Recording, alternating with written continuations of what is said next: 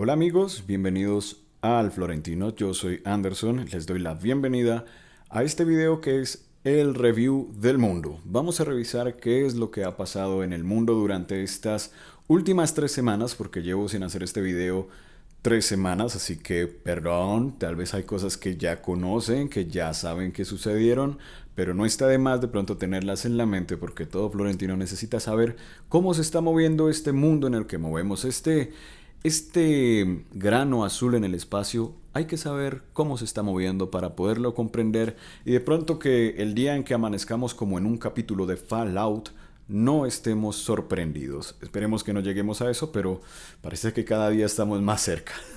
Así que vamos a empezar de una vez con las informaciones porque han pasado bastantes cosas y quisiera llevarlos primero aquí a Eslovaquia como primer punto, porque ¿qué ha pasado en Eslovaquia en estas últimas 3 semanas?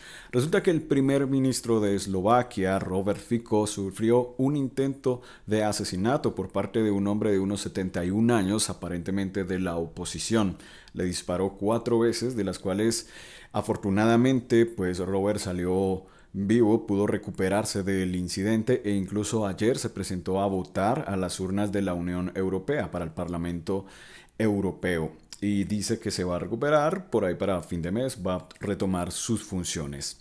Además, también dice el primer ministro de que perdona al perpetrador del ataque, de que lo perdona, no lo culpa, pero de que sí le echa un poco la culpa es a la oposición de su país por el ambiente de hostilidades y de fricción que hay ahorita en el país. Además, también él mismo en sus palabras indica de que no cree la teoría de que simplemente esto haya sido cuestión de un loco solitario que se creyó con la misión de ir a dispararle, sino de que más bien eso tiene que ver con su posición o su postura frente a la situación actual, ya que él tiene, o es crítico más bien, por decirlo así, es crítico con la OTAN, es crítico con lo que está pasando en Ucrania y está un poco más cerca hacia el presidente Vladimir Putin, así que él no descarta que este intento de asesinato tenga que ver por esos lados, así que es algo que no sabemos, tal vez nunca sabremos, pero no está de más tenerlo en cuenta, tener un poquito esa fotografía en la mente, porque las cosas no pasan porque sí. Ahora, hablando de la Unión Europea y de las elecciones, vamos a viajar a Bruselas porque efectivamente el día de ayer se dieron a cabo las elecciones del Parlamento Europeo. Ayer toda Europa, toda la Unión Europea estaba de votaciones para elegir a sus eurodiputados. Son 720 escaños que se reparten entre más o menos 7 facciones, podríamos así decirlo, o 7 partidos mayoritarios dentro de la Unión Europea. Y lo gracioso del asunto es que 186, si no estoy mal, 186 escaños, la mayoría de ellos fueron ganados para los demócratas, para los de derechas. Es decir, la derecha y la extrema derecha se impusieron ayer en las votaciones de la Unión Europea. Dentro de eso, los que salieron perdiendo serían Francia con Emmanuel Macron y el señor Olaf Scholz de Alemania. Ambos que están soportando bastante a Ucrania en todo este problema que está sucediendo con todo esto de la guerra y que sin estos eurodiputados pues se quedan un poco solos en cuanto a lo que pretenden hacer. Así que ya se habla, ya saltaron los noticiarios de que Putin está contento con los resultados de lo que está pasando en Europa, ya que parece que dio un giro hacia la derecha, incluso hay quienes dicen que es derecha reaccionaria, derecha ultraderecha, tal vez que tiene matices un poco, ya saben, que puede recordar a otros tiempos. Así que esperemos que las cosas tal vez cambien y que mejor este nuevo o esta nueva plantilla que va a entrar al Parlamento Europeo haga algo para apaciguar estos tiempos que están simplemente desquiciados, locos, que hagan algo para parar toda esta locura. Esperemos que las cosas cambien, pero no hay que creer jamás en la política. Como dijo Charles Bukowski, el que cree en la política es como el que toma aire con pajillas.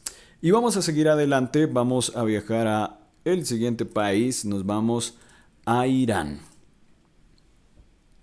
En Irán, en estas últimas 3 semanas, Se dio la noticia alrededor del mundo de la muerte del presidente de Ibrahim Raisi en un accidente de helicóptero. Las circunstancias fueron estas, se dice de que el helicóptero no estaba muy bien de revisiones, de que era viejo, obsoleto. No se sabe en definitiva realmente cuál fue la causa precisa de la muerte, sino de que fue el accidente. Y ahora están en disputa al menos unos 6 candidatos para ser el nuevo presidente de Irán. Hay que tener en cuenta que en Irán él no era la figura máxima, sino encima de él estaba un líder supremo. Así que en este momento es lo que ha pasado. El día que pasó se pronunciaron distintas naciones, entre de ellas Rusia, lamentando la pérdida, diciendo de que él era efectivamente un amigo verdadero, cercano a Rusia, cercano a Putin, y de que pondrían a su disposición lo que necesitaran para hacer las respectivas investigaciones, porque en estos tiempos y en estas circunstancias, por supuesto, no cabe descartar las hipótesis que pueden ser de injerencia extranjera. Cualquier cosa relacionada con la CIA, el MI6, todo eso puede estar también sobre la mesa, pero se necesitaría esclarecer y es de esas cosas que, de ser cierto, pues nunca lo sabremos o lo sabremos 20, 30 o 40 años en el futuro cuando se desclasifiquen los documentos que lo confirmen. Pero por supuesto también simplemente pudo haber sido la hipótesis de simplemente un accidente que cualquiera puede sufrir. Así que esa es la situación en Irán y vamos a seguir nuestro viaje. Como les digo, mucha información, aquí estoy hablando bastante. Y vamos para Ucrania. ¿Qué ha pasado en Ucrania durante estas 3 semanas? Bastante. Rusia sigue presionando todos los días. Todos los días se reportan avances por un lado, por el otro, ataques de un lado, del otro, deserciones por un bando. Y de lo más importante que podemos destacar de estas últimas 3 semanas es que Estados Unidos le dio la luz verde a Ucrania para utilizar armas de la OTAN para atacar territorio ruso. Armas que son de largo alcance y de que, bueno, esta semana incluso Ucrania ya reivindicó su primer ataque que hizo en territorio ruso con armas OTAN hacia una de las estaciones importantes o un objetivo militar dentro de Rusia. Obviamente Rusia anunció de que esto no se va a quedar así y ha intensificado todos sus ataques en todas las regiones y los frentes de Ucrania. Específicamente también habló de que si se sigue haciendo esto por parte de oficiales de la OTAN, de instructores de la OTAN, pues también se avisa de que van a ser un objetivo totalmente válido para el Kremlin de atacar. Así que la cuestión sigue así. Además, se dice de que estos misiles, pues efectivamente, ya se dio el visto bueno, pero de que se iban a enviar y se resulta de que, o se dice por ahí más bien, de que ya estaban ahí hace rato los misiles. Así que son armas que envían a escondidas y de que cuando se anuncia es porque ya las tenían hace tiempo. Así que esperaremos que sigue pasando, que sigue ocurriendo y que no se intensifique más esto porque de momento la escalada sigue aumentando. Ahora, tener en cuenta también un poco con esto que pasó ayer en Bruselas con las elecciones, pues lo de los grandes perdedores que se dieron fue Macron y Olaf Scholz de Alemania. Los dos que son los que más están ahí apoyando de parte aquí de la parte de europea a Ucrania, pues al quedarse sin escaños o de que su partido no quedó representado, pues han quedado un poco a la deriva. Sobre todo Macron, que tenía estas intenciones o estas ínfulas de ser un poco el emperador, querer ser el líder de eso que sería como la Unión Europea, quería ser como la punta de lanza, ¿sí? Quería ser el papis yapis ahí de que va contra Rusia, pues resulta que se quedó solo y pues también por eso Putin está un poquito contento por las elecciones que se dieron ayer en Bruselas, así que tal vez sea el principio del fin para Macron, no sabemos, ayer disolvió su asamblea, así que veremos qué pasa con ese soporte que él planea o que está entregando a Ucrania, porque también había anunciado que iba a enviar aviones Mirage a Ucrania y obviamente sus famosas tropas, de las cuales dice Putin, pues serían simplemente objetivos válidos para atacar.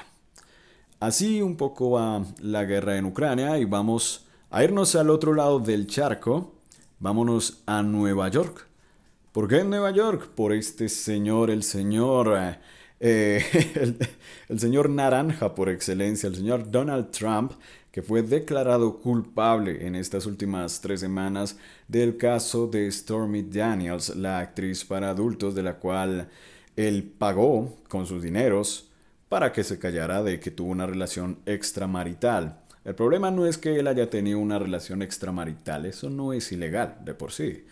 La gente todos los días se engaña. Lo ilegal es que él utilizó dineros que no debía hacer y lo hizo de maneras corruptas, por decirlo así, por lo cual eso sí es ilegal y se le imputó y salió culpable. No es la única imputación que tiene el señor Trump, si no estoy mal, tiene como treinta y tantas, treinta y tantas mil imputaciones que tiene, pero en este salió culpable. Eso no le impide a él seguir siendo representante, o mejor dicho, el candidato presidencial para este año. Así que esto va a ser como esta historieta más o menos que tenemos aquí de que se va a presentar este año. Un señor que está en sus últimas, en las últimas de su vida. Bueno, no quiero matar a Biden, pero simplemente está demasiado desgastado, por decirlo de un modo más suave, ya se le olvidan las cosas bastante, parece que está perdido, aquel día en una reunión parecía de que estuviera dormido, y el otro que prácticamente tiene un pie en la cárcel, obviamente no va a pagar cárcel porque eso de la cárcel es como para la gente que no tiene dinero, realmente, pero está siendo imputado y es hallado culpable, así que en Estados Unidos tienen una situación bastante pintoresca, por decirlo poco así. Es un circo. Sencillamente es un circo la política americana y no hace más sino atestiguar ese declive que está teniendo el imperio americano. Obviamente ese declive o el crash final no lo veremos en un año, en dos, sino pueden pasar décadas. Pero veremos cuáles son las siguientes jugadas que tiene el tío Sam para mostrarnos. Y bueno, vamos a seguir con este viaje y vamos a ir a Francia, hijos. A Francia, la tierra de la igualdad, la fraternidad y los croissants. Vamos a la playa de Omaha más exactamente. ¿Por qué Omaha? Estas playas que estoy mostrando aquí son importantes porque aquí fue el desembarco al Normandía y durante esta semana se dio la conmemoración del 80 aniversario del Día D. Un día que ha sido marcado en la historia por lo que contó o el significado que tiene de que es la unión de toda la coalición para ir y retomar Francia para sacar al invasor alemán de esa época, a la Alemania del señor del bigote, expulsarla de Francia y acorralarlo por el lado occidental. Es bastante importante, se han hecho películas, cientos de películas sobre esto, de las cuales yo tengo en la memoria siempre Salvando al Soldado Ryan, así como también puede ser esta, pero es una serie de HBO, se llama Hermanos de Sangre, creo. Hermanos de Sangre, si no estoy mal. Así que cientos de historias, miles de historias que se dieron en estas playas, miles de vidas que se perdieron solo en ese día para aunarse a los esfuerzos de sacar al invasor alemán de las tierras francesas cuando ya estaban tomadas y pues recuperar y ayudar a dar ese esfuerzo de guerra. Lo particular que pasó en este año es que es la primera vez que nos invita a Rusia a esta conmemoración, pues por todo lo que ha estado pasando no se lo invitó, aunque había escuchado semanas antes de que se iban a invitar, pero solo como para que fuera Sergei Lavrov o algún representante. No hubo nadie de Rusia en esta ocasión, nadie, ningún representante ruso, y esto es triste. ¿Por qué? Porque la guerra no la ganó Estados Unidos, la guerra definitivamente no la ganó Francia y definitivamente tampoco la ganó el Reino Unido. Hay que tener en cuenta y hay que recordar siempre que la Segunda Guerra Mundial no podría haber sido ganada sin la Unión Soviética en ese momento.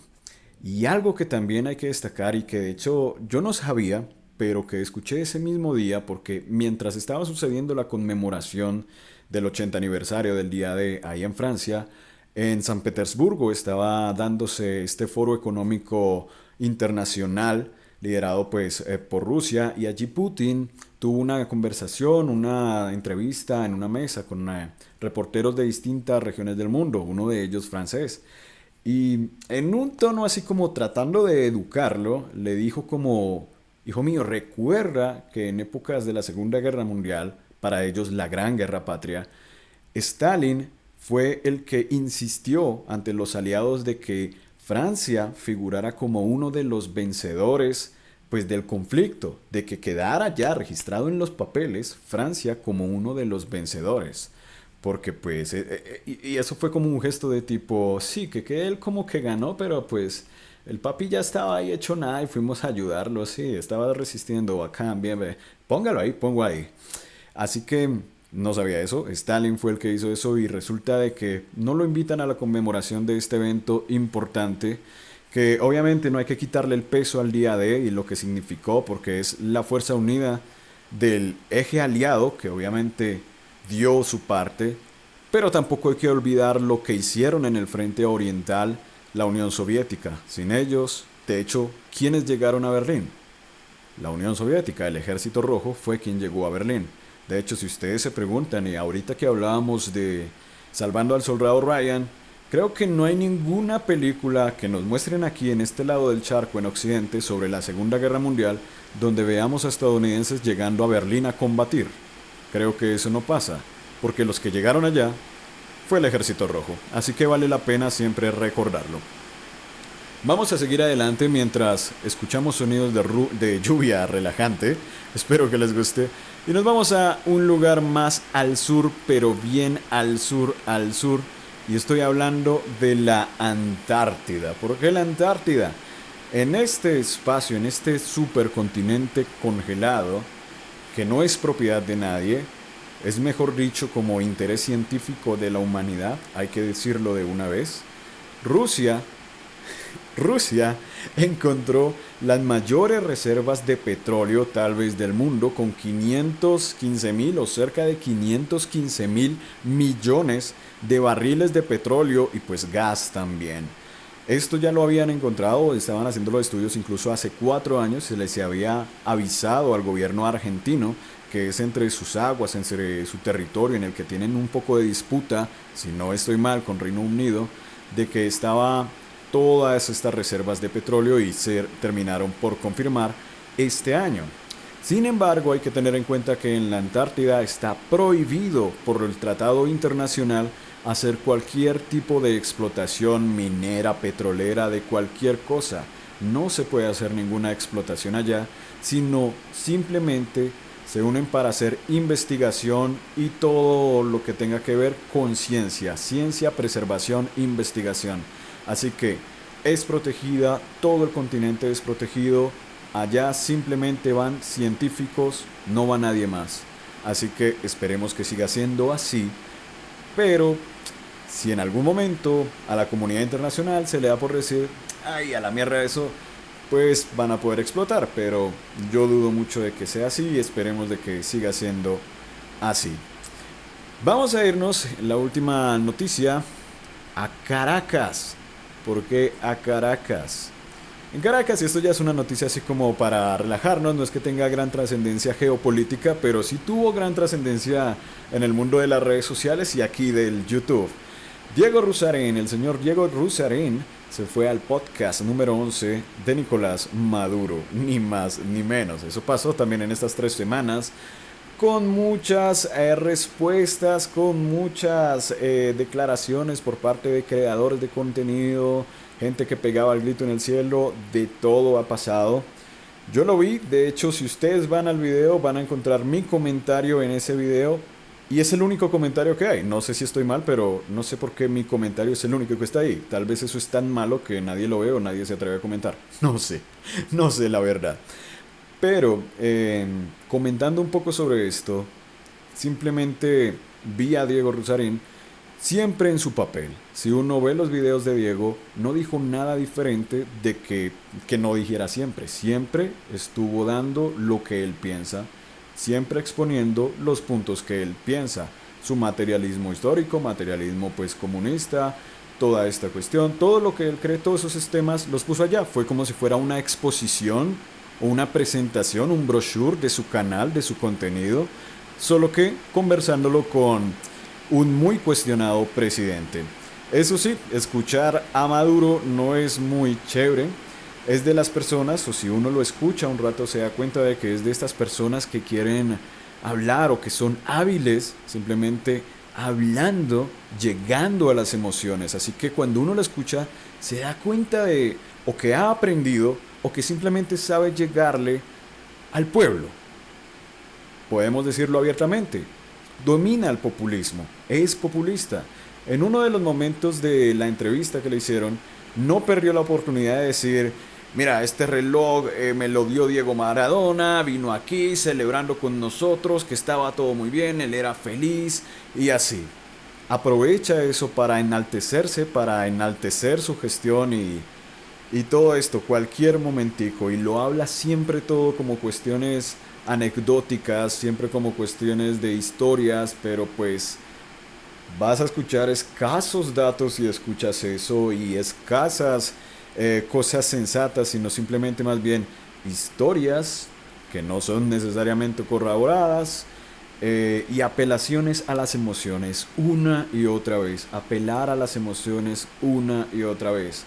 Datos y hechos concretos, eso no está dentro de el imaginario de Maduro, pero al llevar a Diego, pues le da un peso más de pronto de rigor a su podcast, podemos decirlo así, o a su discurso.